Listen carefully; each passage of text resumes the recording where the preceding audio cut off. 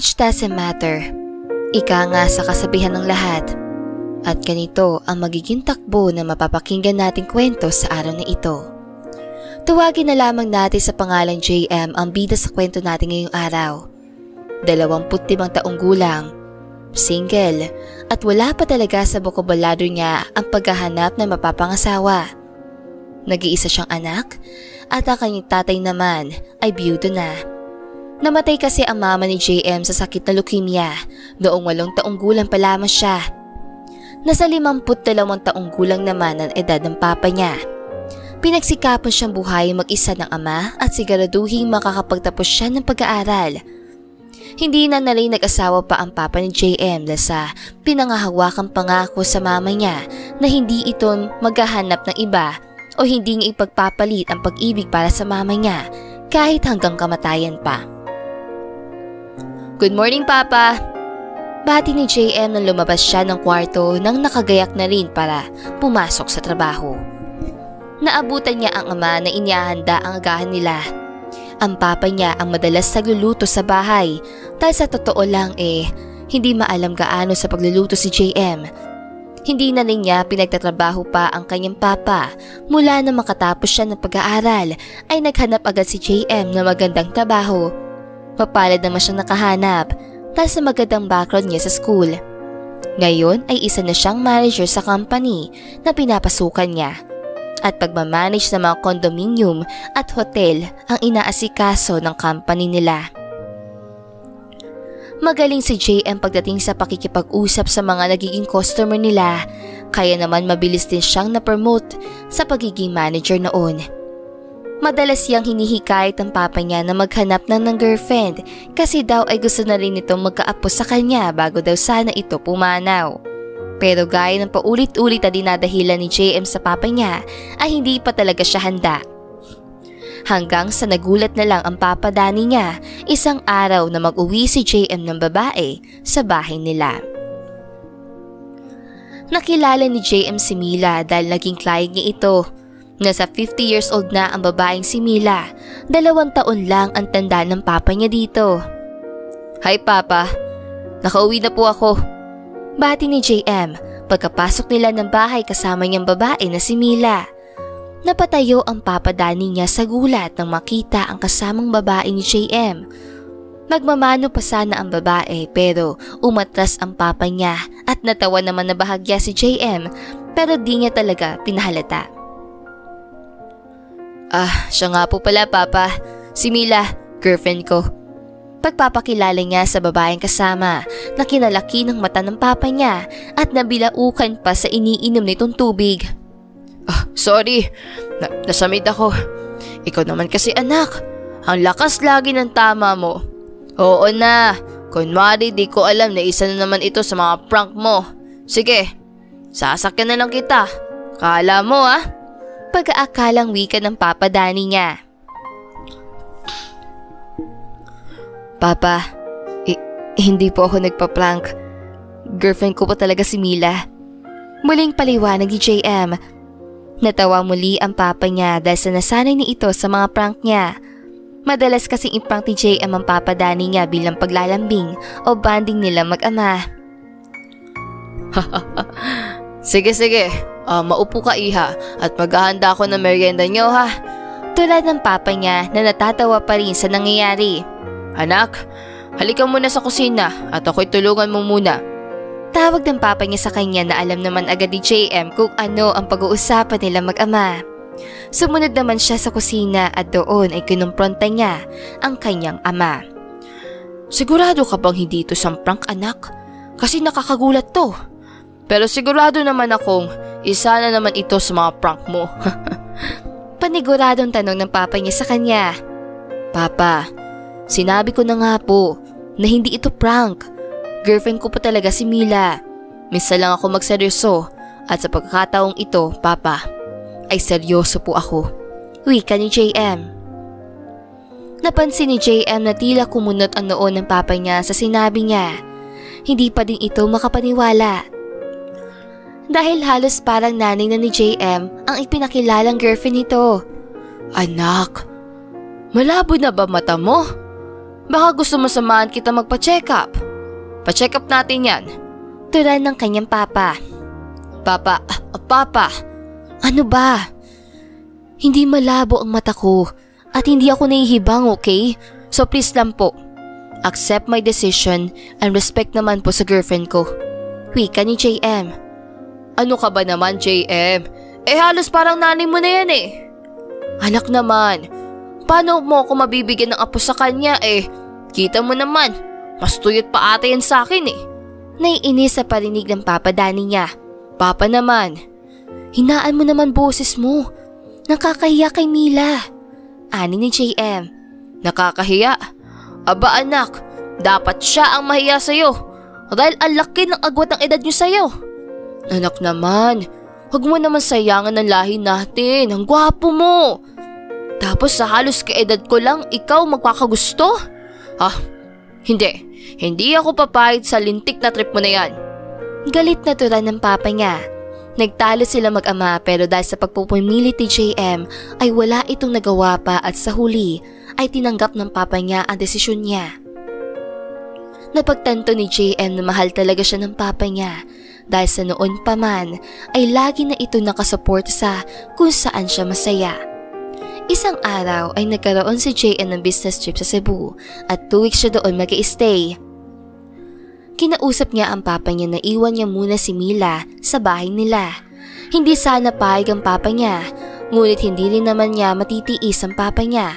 Kaya naman sa huli ay pumayag ni ito na tumira pansamantala si Mila sa bahay nila. Hello, Papa? Oh, kumusta po kayo dyan? Baka'y naaway niyo si Mila ha? Pabirong pangungumusta ni JM. Ano pa nga ba? Ayos lang kami dito anak. Lalo lang dumadami yung mga puting uban ko sa kanya. Sagot naman ng Papa Danny niya. Bakit naman po? Mabait naman po si Mila ah. Tsaka masarap po siya magluto Papa. Parang si Mama lang. Wika ni JM. O siya, sige na. Ibababa ko na to. At naririnig ko na naman ang ingay sa kusina. Natawa si JM dahil sa mga sumbong sa kanya ng papa niya. Oh, tikman mo nga to? Kung sakto na ba sa panlasa mo? Wika ni Mila. Kahit na naiilang ang papa ni JM dahil sa dalawa lang sila sa bahay ni Mila, nang halos 2 linggo ay kailangan niyang pakisamaan ito ng maayos. Okay na, papasan na sa panlasa ko. Sagot ni Mang Danny na matikman ang sabaw ng sinigang na isda na luto ni Mila. Sa araw-araw na magkasama ang dalawa ay inaasahan na ni JM na unti-unting mahuhulog ang loob sa isa't isa ng papa niya at ni Mila. Madalas si Mila ang naglilinis ng bahay dahil gusto rin ni Mang Danny na makita kung gaano ito kaasikaso sa bahay para maniguradong kayang alagaan ni Mila si JM bilang asawa. Hinahayaan ng papa niya si Mila na magkikilos-kilos sa bahay nila. Naniyang nagwawalis ito at naabala ang papa niya sa pinapanood na movie na sa tila nangaasar si Mila kasi naman sinasadya ni Mila na magwalis kunwari sa harap ni Mang Danny at naharangan nito ang pinapanood sa TV. Kanina ka pa diyang walis sa walis ah? Nangasar ka ba? Alam mo namang nanonood ako, di ba? Medyo galit itong pasigaw ng papa ni JM. Hindi naman sa ganoon. Ay nako, tumatanda ka lalo kapag lagi kang galit. Pabiro naman ni Mila. May isang beses pa na nakita ng papa niya na kinukusot-kusot ni Mila ang underwear nito at nagkanda punit-punit ito dahil sa lakas ng pagkakakusot ni Mila. Ano ka ba naman Mila? Tignan mo ginawa mo. Heist, tabi, ako na dyan. Naiinis sa pinaalis ang papa niya si Mila sa nakaharap na nilalabhan. Natawa naman si Mila na iniwan si Mang Danny na ipagpatuloy ang paglalaba. Sungit itong matandang to oh. Pabulong ni Mila kay Mang Danny. Naririnig ko, may binubulong-bulong ka dyan. Wika ni Mang Danny. Wala po, Papa. Pabirong sagot ni Mila. Yak, maghunos dili ka nga. Nandidiri ako sa'yo. Tiyatawag mo akong Papa eh. Parang asawa nga lang kita eh. Naiinis na wika ni Mang Danny. Natahimik ang dalawa at tila nagkahiya ang tumingin sa isa't isa sa nabanggit ni Mang Danny.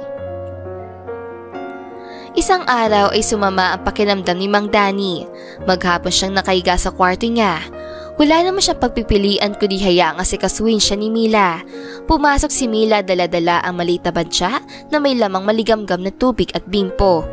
Habang natutulog si Mang Danny ay inilapat niya ang pinigang bimpo sa noon nito. Sandaling tinitigan ni Mila ang maamo at gwapong mukha ng Papa JM at naalala ang yumaong asawa niya na parehong-pareho na ugali ni Mang Danny. Naiyak itong nakangiti habang pinagmamastan ang papa ni JM. Muli itong lumabas sa kwarto ni Mang Danny at nagtungo sa kusina para ituloy ang nilulutong sopas para dito. Nagtulog-tulugan naman ng papa ni JM at alam pala nitong nakatingin si Mila sa kanya. Naramdaman nito ang kakaibang lungkot ni Mila. Ngumiti si Mang Danny at naalala ang dating asawa kay Mila kung paano siya asikasuhin ng yumaong mama ni JM kapag masama ang pakiramdam niya. Muling pumasok si Mila at mabilis na nagtulog-tulugan muli si Mang Danny. Alam kong gising ka, kunwari pa tong matandang to. Pumaon ka na dyan at humigop na sabaw ng sopas. Wika ni Mila. Hays, ayokong kumail. Lumabas ka nga ng kwarto. Kunwaring galit na utos si Mang Danny. Tatayo ka dyan? O gusto mong ako mismo magbangon sa'yo? Pagmamaldita naman ni Mila. Nakatalikod nun si Mang Danny at palihim na natatawa sa nangyayari. Ikaw ba araw-araw mo na ako pinahihirapan. Ani pa ni Mila. Lalapitan na sana ni Mila si Mang Danny para ibangon pero bumangon na ng kusa ito na para bagang natakot kay Mila. Oo na, ito na oh. Saad ni Mang Danny. Napansin ni Mang Danny na dalawa ang nakahandang mangkok ng sopas. Gusto palang sumabay na kumain si Mila sa kanya. Kahit pilit na itago ni Mang Danny ang nararamdaman para kay Mila, ay hindi niya ito magawa. Mas nahihirapan siya magkunwari sa araw-araw na hindi nahuhulog ang loob para kay Mila. Isang gabi ay napansin niya si Mila sa labas ng bahay. Nakaupo ito sa duyan at mag-isang umiiyak. Nilapitan niya ito at kinausap. Anong ginagawa mo dito sa labas? Malamig na ah. Bakit sa labas ka pa? Pagkaalalang tanong ni Mang Danny kay Mila. Wala. Gusto ko lang magpahangin sandali. Maikling sagot ni Mila. Pwede ba umupo? Tanong ni Mang Danny. Tumangula si Mila bilang pagsang-ayon. Umupo sa isa pang duyan katabi ni Mila at nagsimulang magpaduyan-duyan. Para ka namang bata niyan, ani ni Mila. Subukan mo kaya. Masaya naman ah. Alam mo bang asawa ko nagpalagay ng ganitong duyan at hindi para kay JM kundi para sa amin dalawa. Gusto kasi ng asawa ko na habang tumatanda kami ay palagi pa rin kaming magduyan magkasama. Kwento ni Mang Danny. Tahimik na nakikinig si Mila sa kwento ni Mang Danny at sobrang humahanga siya para kay Mang Danny. Huminto sa pagduduyan si Mang Danny na mapansing nakatingin ng seryoso si Mila sa kanya. Bakit siya nakatingin sa akin? Ano ba itong nararamdaman ko? Bumibilis ang tibok ng puso ko. Tanong sa sarili ni Mang Danny. Tumayo si Mila sa duyan at lumapit sa mukha niya. Nakita nitong tila namumula ang pisngi ni Mang Danny dahil sa kaba. Tapos ay hindi na nga nagpigil ng nararamdaman silang dalawa na magkatinginan ng matagal sa mga mata ay naroon na pakiramdam nila at init ng katawan. Unang humalik si Mang Danny at sinuklian naman ito ni Mila. Umamin ang papa ni JM na nahuhulog na ang loob niya kay Mila at ganoon nga din si Mila para sa kanya. Ngunit nalulungkot naman si Mang Danny para sa anak niya si JM dahil sa iniisip nitong nagtaksil silang dalawa sa anak. Pagkatapos ang business trip ni JM ay umuwi na ito ng bahay. Pagka-uwi ay napansin niya ang malaking pagbabago sa papa niya at sa ipinakilala niyang babae na si Mila. Oh, bakit parang gulat na gulat kayo papa? Sinabi ko naman na uuwi na ako diba? Tanong ni JM. Napansin niya tila ang nararamdamang kaba ng papa niya at nauutal-utal na nga din itong niyaya siyang kumain na. Tumingin si JM kay Mila at ngumiti. Ngumiti din ito at nagkaintindihan sa parehong iniisip. Oh, kamusta naman kayong dalawa ni Mila papa? Tanong ni JM sa ama. Okay naman kami ni Mila. Actually, anak, Ang galing niya mag-alaga. Sagot naman ng papa niya sa kanya.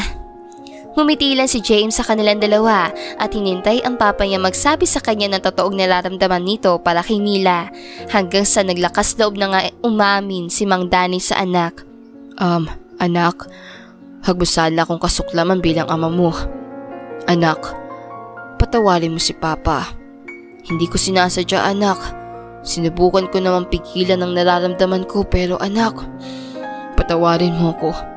Biglang paliwanag ni Mang Danny sa anak habang umiiyak. Papa, ano bang gusto niya sabihin? Kunwaring walang alam na tanong ni JM. Anak, kasi kami ni Mila, tingin ko kasi anak, mahal ko na si Mila. Lakas loob na pag-amin ng papa niya. Inaasahan naman ni Mang Danny na magagalit sa kanya si JM, ngunit imbis na magalit sa ama si JM ay tumayo ito at niyakap na mahigpit ang papa niya. Congrats, Papa! Sabi ko naman sa iyo hindi magagalit si Mama kapag muli kang umibig. Nakangiting sabi ni JM sa ama. Ang totoo niyan, kami ni Mila ay hindi talaga magkarelasyon, Papa. I mean, walang namamagitan sa amin, Papa. I'm sorry pero naprank kita, Papa. Natatawa pang paliwanag ni JM sa ama. Tumingin si Mang Danny kay Mila at napansin nitong nakangiti at napagtanto niyang alam din ni Mila ang hindi inaasahang plano ni JM. Kayo ng anak ko ay... Tanong ni Mang Danny. Oo, Danny. Wala kaming relasyon ng anak mo si JM. Nakipagkasundo ako sa kanya. Biyuda na din ako, Danny. At tulad mo, gusto kong panghawakan ng pangako ko sa asawa ko na hindi na ako muling iibig, pero napagtanto ko na kailangan ko pa rin pala ng kasama sa buhay. Iba pa rin talaga, Danny, ang may kasama ka sa bawat natitirang mga araw sa buhay natin. Patawarin mo ko. Kami ng anak mo, Danny. Pero totoong mahal na kita. Una pa lang kitang nakita ay nahulog na agad ang loob ko sa'yo. Paliwanag ni Mila kay Mang Danny na naiiyak na rin kahit na medyo nasaktan si Mang Danny dahil sa ginawa nilang prank ni Mila at JM sa kanya ay sa huli ay pinatawad pa rin niya ang dalawa. Naging sila nga ni Mila at ngayon Mama Mila na ang tawag ni JM dito. Hindi rin totoong may business trip si JM kasama sa naging plano nila yun ni Mia para magkaroon ng pagkakataon sila ni Mang Danny at Mila na makilala ang isa't isa. Makalipas ang isang linggo ay ipinakilala na rin ni JM sa ama ang totoong babaeng iniibig niya. At nagpaplano na pala si JM na magpakasal sa kasintahan nito. Natupad ni JM ang pangarap na mahanapan ng babaeng iibigin ng kanyang papa bago siya magpakasal at magbukod ng bahay. Kampante na si JM na bumukod sila ng bahay ng kasintahan niya dahil kaagapay na ng papa Danny niya, si Mila. At dito na nga po nagtatapos ang magandang kwentong ito. Maraming salamat mga kakwentuhan! Huwag niyong kalimutan mag-like at subscribe at pindutin na rin ang notification bell para lagi kayong updated sa ating kwentuhan. Hanggang sa muli, paalam!